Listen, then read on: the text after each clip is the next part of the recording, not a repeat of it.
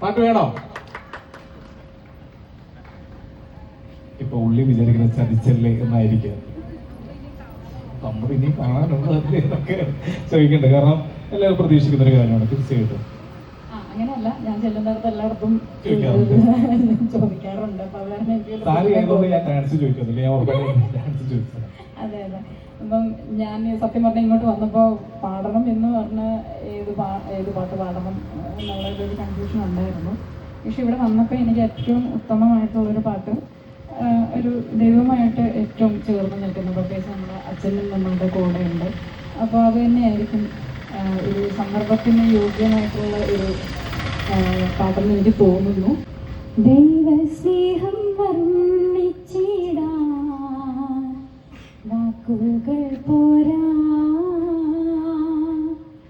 നന്ദി ചൊല്ലി തീർക്കുവാനേ ജീവിതം പോരാ.